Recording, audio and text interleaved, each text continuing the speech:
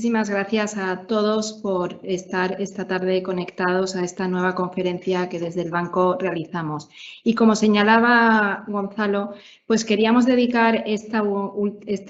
actualización del escenario macroeconómico precisamente a la eurozona, porque era la región económica que presentaba peores perspectivas de crecimiento precisamente al inicio del año, ¿no? En ese contexto en el que estábamos sumergidos con una nueva ola de la pandemia y sufriendo esa doble recesión en contraste con la economía de Estados Unidos o con China, que seguía su senda de crecimiento. En este sentido, es cierto que la economía mundial sigue afectada por tres grandes riesgos que se van de alguna forma superponiendo uno sobre otro.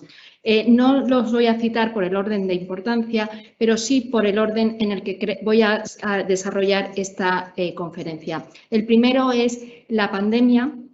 que sigue condicionando nuestra vida. El segundo es esa desaceleración económica que sufre la segunda potencia económica del mundo, que es China. Y el tercero es este repunte de la inflación que estamos viviendo en los últimos meses y que proyecta a priori, como veremos, una senda inflacionista mucho más persistente y prolongada en el tiempo de lo que preveían los principales organismos internacionales y los bancos centrales a comienzos de este año. En este sentido, desgraciadamente, una vez más, tenemos que empezar esta conferencia analizando cuál es la situación de la pandemia a nivel global. Y como ustedes pueden ver en estos gráficos, pues desgraciadamente el mundo sufre una nueva ola de la pandemia que tiene precisamente el epicentro en Europa, con ese repunte tan acusado de los casos de contagio, principalmente en las economías del centro y el este de Europa, como aquí pueden ver en el caso de Alemania. Es cierto que aquí se ha producido un patrón de vacunación de pauta completa heterogéneo entre los principales países y que en Alemania solamente han logrado vacunar con esa doble pauta de vacunas a aproximadamente un 67% de su población, frente a las cifras que hemos registrado en España, donde ya estamos vacunados con esa doble pauta aproximadamente un 83% de la población. Sin embargo, como ustedes pueden apreciar en este gráfico, también están repuntando progresivamente los casos de contagio, tanto en Francia como en Italia, que son países que presentan unas tasas de vacunación en torno al 73%. Esto lo que nos están indicando, junto a algunos estudios científicos que se han realizado en Israel, uno de los países que realizaron esa inmunización de rebaño de forma más rápida a nivel global, es que la dosis de inmunización va perdiendo fuerza a los 6 meses y por eso los países están reforzando la tercera dosis de vacunación, como han anunciado en muchos países de Europa. En el caso de Alemania, ayer pues se está analizando que esa tercera dosis ya se ponga a partir de los 18 años, o en el Reino Unido se está adelantando a la población de 30 años. En cualquier caso, desgraciadamente, este repunte de la pandemia, de los casos diarios, lo que está dando lugar es a que los países nuevamente adopten nuevas medidas de restricción de la movilidad. Como ven, pues en Italia, pero en Francia también, esas medidas de restricción de aforos o de movilidad han repuntado respecto a lo que teníamos en septiembre, que es precisamente la barra gris, y todo ello en un contexto en el que en China, como ustedes pueden ver en el gráfico, sigue manteniendo unas elevadas restricciones de movilidad y muchas normas de distanciamiento social, porque también la potencia asiática está viviendo esos rebrotes de la pandemia. ¿Y por qué nos parece importante destacar este punto? Es cierto que los avances médicos están permitiendo no ir a un escenario de control de las nuevas olas de la pandemia con un cierre total de las economías, sino simplemente pues acotando esas medidas de distanciamiento social. Pero también, y porque también se está produciendo un avance en términos médicos de cómo afrontar pues precisamente la enfermedad. Pero también es cierto que cada vez que se produce una ola de la pandemia, como ocurrió en Estados Unidos en el tercer trimestre de este año, es decir, durante los meses de julio y agosto, la economía sí que se resiente porque se produce un deterioro del sentimiento económico de los consumidores y de alguna forma restringimos nuestra movilidad, nuestra actividad, o incluso, como ocurría en Estados Unidos, había cierto miedo a reincorporarse al mercado laboral. De ahí que la economía estadounidense moderada su senda de crecimiento en el tercer trimestre a tan solamente un avance del 0,5% trimestral frente al segundo trimestre de este año, cuando creció un 1,6%. Y en contraste, ¿qué ha ocurrido en la eurozona precisamente en ese trimestre en el que teníamos una situación epidemiológica mucho más controlada y se producía esa reapertura de la economía y esa relajación de las medidas de distanciamiento social y se reactivaba el turismo intracomunitario? Pues que la expansión de la economía de la eurozona ha sido mucho más robusta y sólida de lo que se esperaba, con un avance del 2,2% frente al 2,1% del segundo trimestre. Y esto ha permitido acelerar no solamente la senda de recuperación de la eurozona, sino también reducir ese diferencial que presentaba la zona monetaria europea respecto a la recuperación de Estados Unidos tras sufrir esa doble recesión que hemos vivido en este primer trimestre del año. De tal forma que mientras la economía estadounidense ya había recuperado sus niveles de producción previos a la pandemia precisamente en el primer trimestre de este año, nos encontramos que prácticamente a finales del último trimestre, es decir, de septiembre, la economía de la eurozona está a tan solo un 0,5% de recuperar los niveles de actividad previos a la pandemia. Es cierto también que esta recuperación económica que estamos viviendo en la eurozona está siendo asimétrica, es decir, no todos los países presentan el mismo dinamismo en la recuperación. Lo que está destacando sobre todo es la senda de recuperación económica que presentan entre las principales economías de la eurozona, el dinamismo de Francia e Italia, donde Francia ya habría recuperado sus niveles de producción previos a la pandemia, frente a España, que como todos ustedes saben está presentando una recuperación mucho menos dinámica y más retrasada, y todavía no hemos recuperado un 6,6% del PIB previo al inicio de esta pandemia. En este contexto, lo que también estamos viendo es que a medida que también en Estados Unidos se ha ido normalizando la situación epidemiológica en octubre, pues se ha producido un repunte muy acusado de la contratación. Es decir, el mercado laboral, que se había visto lastrado precisamente por la expansión de la variable delta durante el mes de septiembre, con una creación de tan solo 312.000 puestos de trabajo, pues se ha acelerado precisamente la contratación, superando los 531.000 nuevos puestos de trabajo, y eso ha permitido, como pueden ver en el gráfico, reducir considerablemente la tasa de desempleo hasta situarse en un 4,6%, pero también reducir la tasa de desempleo de larga duración en Estados Unidos, que se mide en aquellas personas que sufren el desempleo más de 27 semanas. Y todo esto en un contexto en el que también esa escasez de vuelta de trabajadores al mercado laboral, en un contexto en el que la población activa en Estados Unidos se sitúa en su menor nivel desde 1975, porque se podría estar explicado porque la pandemia precisamente ha acelerado la jubilación anticipada de en torno a 3 millones de personas, apoyado en esos paquetes de estímulos fiscales, unido al miedo a volver al mercado laboral, pues estamos viendo un repunte muy acusado de los salarios de en torno a un 4,9% interanual, en un contexto en el que, sin embargo, esa aceleración de la inflación que hemos visto, que ha alcanzado el 6,2% en el mes de octubre, lo que está provocando también es una fuerte pérdida de la renta disponible de los hogares de Estados Unidos. En concreto, como pueden ver en el gráfico, pues la renta disponible ha caído a finales del segundo trimestre de este año, último dato disponible, en torno a un 6,4% interanual, representando la mayor caída de la renta disponible de los hogares de Estados Unidos en las últimas 4 décadas. Y todo esto en un contexto en el que, como les indicaba, uno de los mayores riesgos actuales junto a la pandemia y esa desaceleración económica de la potencia asiática es esta evolución al alza y heterogénea de la inflación que se está produciendo a nivel global, tanto en las economías avanzadas como en las economías emergentes. En concreto, hemos visto precisamente en octubre cómo se aceleraba la tasa de inflación en la eurozona hasta situarse en el 4,1%, pero también con un patrón que no es heterogéneo. En este sentido, el país que presenta entre las principales economías la mayor repunte de la inflación es precisamente España, situándose en ese 5,4% anual, y en Alemania en un 4,5%, frente a Italia de un 3% y Francia un 2,6%. ¿A qué se debe precisamente este fuerte repunte de la inflación en la eurozona? Pues precisamente a esa combinación de shocks de oferta que se producen en un contexto de recuperación de la demanda de los hogares y también de las empresas. En concreto, esos cuellos de botellas que se están produciendo en las cadenas de valor y también de suministro, con esos retrasos en la descarga de los contenedores en los principales puertos a nivel global, como podemos ver en algunos gráficos en el caso de Los Ángeles en Estados Unidos, pero también afectando a otros puertos en Europa y en Asia, pero también en un contexto de fuerte encarecimiento de las materias primas básicas. No solamente estamos viviendo ese repunte de la energía asociado no solamente al petróleo, sino también a ese proceso de descarbonización y el mayor peso y protagonismo del gas,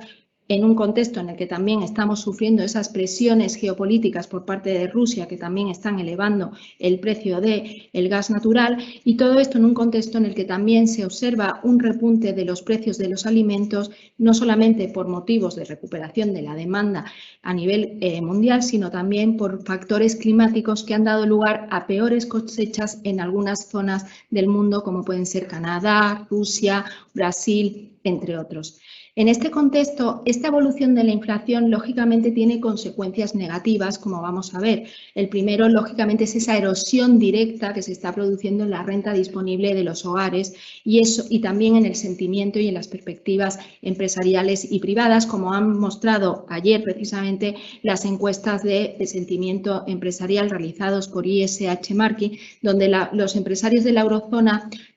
señalan que sus perspectivas han empeorado claramente ante estos cuellos de botella y el repunte de la inflación asociado precisamente a esa crisis energética. Pero también debe de preocuparnos esta evolución de la inflación en el caso de España, porque si persiste en los próximos meses también vamos a ver que vamos a ir perdiendo competitividad vía precio, cuando, si ustedes recuerdan, uno de los pilares de la recuperación económica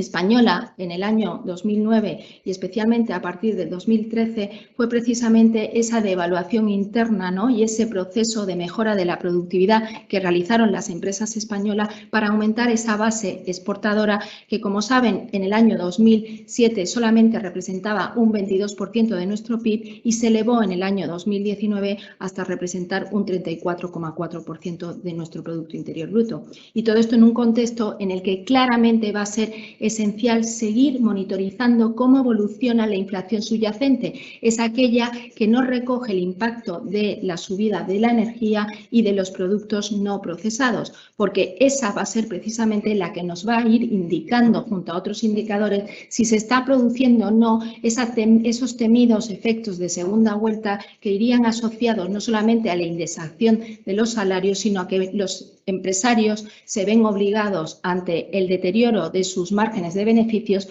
a trasladar ese aumento de los costes de producción a los precios finales. Y aquí también es importante destacar que hay un diferencial en el tamaño medio de las empresas de la eurozona y que debemos de recordar que precisamente Italia o España son países que tienen un mayor número de micro y pequeñas empresas respecto a Francia y Alemania, donde tienen un mayor número de empresas medianas y grandes, y por lo tanto nuestro tejido empresarial a priori también tiene una menor capacidad para innovar, adaptarse, mejorar la productividad y evitar que se trasladen ese repunte de los costes de producción a los precios finales de los consumidores.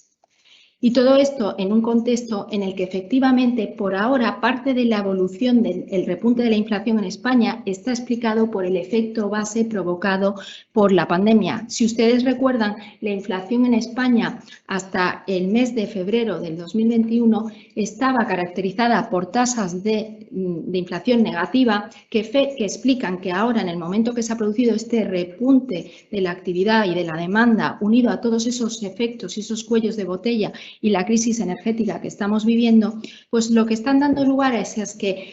En ese contexto de incremento de un 5,4% de la inflación anual, un 2% de ese incremento está precisamente explicado por el efecto base. Un efecto base que, como ven en el gráfico, va a seguir perdurando en los próximos meses, precisamente hasta el mes de febrero del año que viene, a partir del cual empezará a diluirse y veremos también a efectos estadísticos y de la economía real hasta qué punto la inflación se está situando en España una vez que se están diluyendo el efecto base generado por la pandemia. Y todo esto en un contexto en el que efectivamente nuestra economía está mejor preparada para que no se produzcan esos efectos de segunda vuelta de indexación de los salarios a la inflación, porque la economía española presentaba en el año 2000 en torno a un 70% de sus empresas tenían cláusulas de salvaguardia, es decir, que era inmediatamente la actualización de los salarios al nivel de inflación. Sin embargo, a partir de la crisis financiera del 2009 y de la reforma del mercado laboral en el año 2012, lo que hemos visto es que el porcentaje de empresas que mantienen esa cláusula de salvaguardia en el caso de la economía española se ha reducido a un 17,4%, lo cual debería delimitar a priori esos temidos efectos de segunda vuelta. Sin embargo, este patrón de crecimiento de la inflación de la eurozona es parecido al que se está observando en Estados Unidos a pesar de las distintas particularidades que presenta cada zona económica. Hemos visto también que en octubre la inflación ha superado los máximos niveles desde 1990, situándose en un 6,2%, con un cambio en su patrón de evolución, porque en los primeros meses de este año, ante la reapertura económica, lo que se observaba era que precisamente la inflación en Estados Unidos venía explicada por el encarecimiento de los precios de esos sectores que habían estado más afectados por el cierre de la actividad, como podía ser en los alojamientos turísticos o los billetes de avión. Sin embargo, a partir del mes de octubre, lo que estamos observando también en la economía de Estados Unidos es que se está produciendo una fuerte subida, como ven aquí, especialmente de la energía, con esa subida interanual de la gasolina de casi un 50% y también de los alimentos de un 5,3%, que van directamente a la renta disponible y que siguen erosionando, como decíamos, la renta disponible de los hogares y, por lo tanto, las perspectivas económicas. De ahí que podríamos proyectar que, al igual que en la eurozona, podríamos ir a un escenario de ralentización del consumo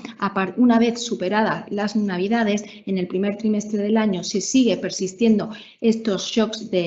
por el lado de la oferta, porque precisamente los hogares de las economías avanzadas previsiblemente seguirán reteniendo el ahorro embalsado durante la pandemia para hacer frente a esta pérdida de la renta disponible y también ante un contexto de previsible cambio de la política fiscal. Y todo esto en un escenario en el que, como decíamos, es muy importante analizar cuál es el escenario que proyectamos de inflación una vez se diluya el efecto base, porque nuestro escenario en el banco es que a priori no vamos a ver una relajación de los precios energéticos hasta el segundo trimestre de este año, principalmente a partir del mes de abril, y en el caso de los cuellos de botella, es decir, de esos falta de suministro de insumos claves para la producción, como pueden ser los semiconductores o otras materias primas esenciales, pues lo que nos está diciendo el escenario macroeconómico es que las empresas a nivel europeo están sufriendo gravemente esa escasez de insumos, principalmente Alemania, que, como saben, tiene un gran sector industrial que representa aproximadamente el 24% de su Producto Interior Bruto, y precisamente son las empresas industriales alemanas las que están indicando a través de esta encuesta que realiza el Instituto IFO que esos cuellos de botella no se van a empezar a normalizar y a solucionarse hasta los próximos 8 meses, situándose peores perspectivas en el caso del automóvil, donde pueden ver que las perspectivas es de que no se van a empezar a solucionar precisamente esa falta de suministros hasta precisamente finales del año que viene. Es decir, que lo que nos están indicando es que vamos a un año 2022 donde la inflación seguirá presente y será más persistente y prolongada de lo que preveíamos inicialmente.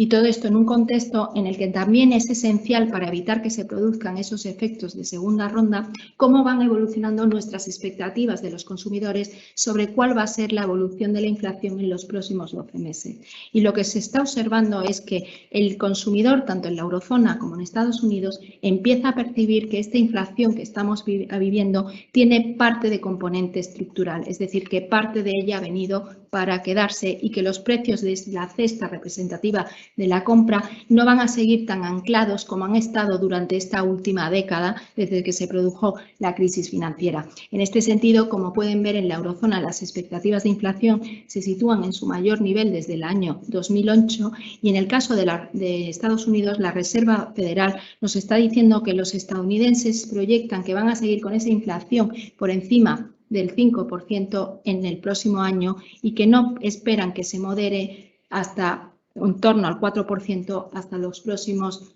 3 años. Y todo esto en un contexto en el que, lógicamente, este repunte tan acusado de la inflación que estamos viviendo va a condicionar, lógicamente, las expectativas de crecimiento. Vamos a un escenario en el que, previsiblemente, el crecimiento económico va a ser menos robusto de lo que se pensaba inicialmente a principios de este año. Es cierto que la economía global va a seguir creciendo, en torno a un 4,5%, por encima de ese 3% que crecía antes de la pandemia, pero como ven, muy por debajo de esa tasa que se espera que alcance este año de un 6,7%. Y todo ello en un contexto en el que, si bien en la eurozona este año vamos a crecer en torno a un 5%, convergiendo a las tasas de crecimiento que se proyectan en Estados Unidos, cuando a principios de año se pensaba que la economía estadounidense iba a crecer en torno a un 7%, vamos a ver un crecimiento muy heterogéneo entre los principales países de la eurozona, situándose mejores expectativas en España, con un avance del 5,5%, tras registrar precisamente este año un crecimiento menos dinámico frente a Italia y Francia, donde se proyecta un crecimiento superior al 6% y donde también Alemania recuperaría tracción económica una vez que se fueran normalizando las cadenas de valor ante el mejor comportamiento de su sector industrial, y todo esto lógicamente apoyado en la puesta en marcha de esos planes de recuperación, no solamente Next Generation dentro del marco de la Unión Europea, sino también ese plan de infraestructura de 1,2 billones de dólares que ha aprobado recientemente la administración Biden. Dicho esto, es cierto que en cualquier caso vamos a ese escenario de mayor repunte de la inflación, donde estamos esperando una inflación para este año del conjunto del año del 2,4% en la eurozona frente al 1,9% que esperaba en la Comisión Europea en su escenario anterior, y también lo que nos están diciendo las expectativas es que la inflación en el año 2022 va a estar por encima de ese objetivo del BCE del 2% y que no veríamos una relajación de la evolución de los precios hasta el año 2023, en el que las tasas de inflación se situarían en torno al 1,4%, 1,5%, que si bien sería un nivel superior al que teníamos antes del inicio de esta pandemia. Dicho esto, en este contexto va a ser muy importante no solamente analizar cómo evoluciona la inflación, los shocks de oferta que están condicionando los precios, que como le decíamos, no vemos un escenario de normalización de esos cuellos de botella hasta finales del año que viene, sino también a corto plazo el impacto que puede tener en nuestra renta disponible, cómo puede afectar a nuestro sentimiento económico, que ya estamos viendo indicadores que nos indican que precisamente se está produciendo una peor percepción de cuál es la situación actual de las economías y un menor dinamismo de la producción industrial. Y todo esto en un contexto en el que también existen riesgos adicionales sobre la evolución de los precios. En este sentido, tenemos la transición energética, que ha demostrado que en este proceso de descarbonización, en el que todavía no se han desarrollado tecnologías claves como son los acumuladores de energía, en el que se ha impulsado el uso de otras fuentes alternativas, pues podemos ver que esa transición energética puede ir asociada a un repunte del coste de la energía en las próximas décadas, que algunas consultoras como Boston Consulting calculan que pueden añadir en torno a un 1 o un 4% más al nivel de precios en la próxima década. Y todo esto en un contexto en el que, como señalábamos, también va a ser muy relevante el que no se produzcan esos efectos de segunda ronda, es decir, esa indexación de los precios públicos o de los salarios públicos y que se produzca ese desanclaje de nuestras expectativas en torno a cómo van a evolucionar la inflación. Y todo esto, ¿por qué? Porque puede dar lugar a un nuevo entorno de inflación en el que vayamos a unos niveles de inflación superiores a los que estábamos acostumbrados antes de la pandemia, si bien al medio plazo irían convergiendo con los objetivos marcados por los principales bancos centrales. Y todo esto en una coyuntura en el que vamos a un contexto en el que sí que creemos que existe cierta incertidumbre en cuanto a cuál va a ser el tono de dinamismo del primer trimestre del comienzo de este año, no solamente por la situación, la persistencia de la pandemia y esa situación que hemos comentado en torno a los cuellos de botella y al encarecimiento de las materias primas básicas y esa crisis energética, sino también por las implicaciones que está teniendo esos dos factores y el repunte de la inflación sobre la confianza de los consumidores y de los empresarios, y porque también esa erosión de los beneficios empresariales y las peores expectativas a corto plazo de los empresarios pueden dar lugar a un menor dinamismo de la recuperación del empleo. Y todo ello en una coyuntura en la que va a ser clave la política económica, tanto en esa moderación del tono expansivo que están ya poniendo en marcha con la reducción de la compra de activos, tanto por la parte de la Reserva Federal a partir de este mes como por el Banco Central Europeo, el que no se produzca una subida de tipos anticipadas que pueda dar lugar a un frenazo mayor de la economía. En este sentido, no proyectamos una subida de tipos de interés por parte de la FED hasta el segundo trimestre del año que viene, y en el caso de la eurozona ese escenario estaría descartado por el momento hasta el año 2023. Y todo esto en un contexto en el que precisamente este repunte de la inflación que estamos viviendo y que va a persistir en los próximos meses sí que está dando lugar a un repunte de las TIRES, de los bonos de la deuda soberana, y están condicionando o encareciendo las condiciones financieras de los estados, pero también del sector privado, con las implicaciones que eso tiene para el crecimiento económico. Pero en cualquier caso, sí que nos gustaría destacar que vamos a un año de crecimiento económico en el cual las expectativas de crecimiento se van a continuar y en el que seguiremos construyendo esa recuperación